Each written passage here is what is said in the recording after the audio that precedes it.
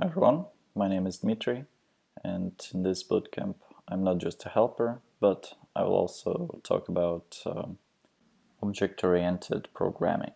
I'll tell a few words about myself. I graduated from Moscow Aviation University as a software developer, and now I do master's degree at the same university. And my master's degree is about machine learning and application of machine learning in real life.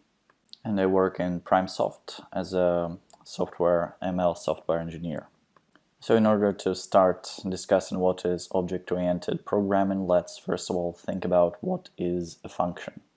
So a function is an algorithm which is taken away from the main framework of programming. So let's take a look closer at a real example of a function in Python. So we have a fraction in our practice, and we'll take a closer look later on. So here we have the function. Function is foo. It is the name or identifier of the function. And we have an a, b parameters. In order to send the parameters, we can program them in this application. Then we have several operations with this function. For example, sum and so on. And later on we need to use return, so to return this function to the very beginning. So what are the pros and cons of object-oriented programming? The main advantage is that we can reuse the code multiple times. So we can write a big class of information and then multiply it. And then we have some methods to unite and use it as a package.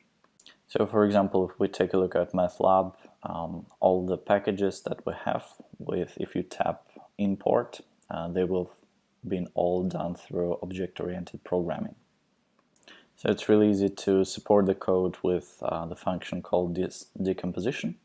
And if there is an error in the code, so this error doesn't influence other classes. And this approach gives more security to the program, and it gives also encapsulation, and we'll talk about it later. So when we write the code in object-oriented programming, it's more difficult to read it. Therefore, the main objection is to decompose the difficult function into several easier functions in order to read it easier and apply it further.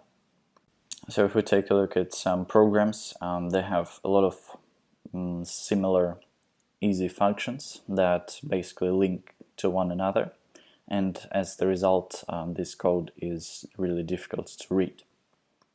So object-oriented programming is pretty difficult for the beginners because it doesn't solve every problem. So you need to really think about what problems you're going to solve, and therefore some beginners have some difficulties with defining what can they solve with this approach. So further on you will study more about machine learning, and in some cases like OP there is no need to use object-oriented programming. But if we look at neural network and the application of them, one of the easiest ways is to do it through object-oriented programming, because it's really easy to build a system and to use this method for neural networks. So what is a class? A class is a group which defines several combination of objects. So let's look at an example. For example, the class is a cat, and objects will be gender, color, and age. So therefore a class defines the visual of the object, and then the objects define the different parameters of this class.